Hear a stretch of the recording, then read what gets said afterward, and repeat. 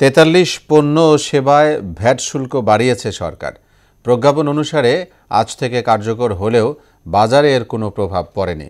এ নিয়ে ব্যবসায়ীরা মিশ্র প্রতিক্রিয়ায় জানালেও ক্ষোভ ঝাড়লেন ভোক্তারা। তারা বলছেন, বিলাসী পণ্য আর আয়েশি সেবায় ভ্যাট বাড়ালে পকেট খালি হবে তাদেরই। মনিরুল ইসলামের প্রতিবেদন।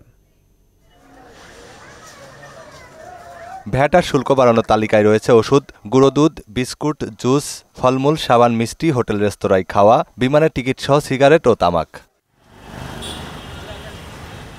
বাড়তি ভ্যাটের আওতায় থাকা অধিকাংশ পণ্য ও সেবাই শৌখিনতার রসদ, যা নিত্য ব্যবহার না করলেও চলে। কিন্তু আধুনিক সাপ্লাই চেইন ব্যবস্থায় এর প্রভাব পড়বে সামগ্রিক বাজারে, এমনটি মনে করছেন সংশ্লিষ্ট ব্যবসায়ীরা। রিসেন্ট শুনতেছে আরো 15% ভ্যাট এড হবে। আমার কথা হলো ভ্যাট কবার দিবে মানুষ? আমরা যখন ফোর্ডে মালটা আনতেছি সেখানে একবার 100% আমাদের এইসব আইটেমের উপর ভ্যাট নিচ্ছে।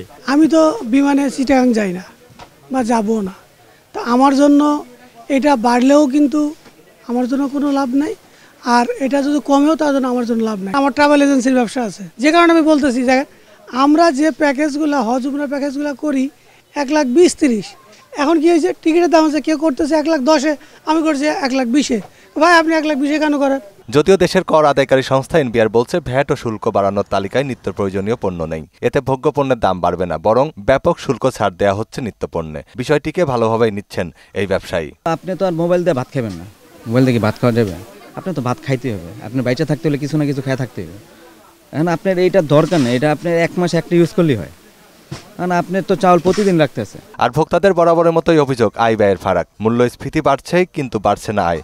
এমন অবস্থায় স্বাভাবিকভাবেই ক্ষোভ প্রকাশ করেন ভোক্তারা। সাবান সবকিছুই তো এই যে লিভার বাড়াচ্ছে যে সাবান, সেগুলোও তো আপনার প্রায় 5-7 টাকা বাড়াই হেলাইছে, প্রত্যেকটা জিনিসের বাড়াই হেলাইছে।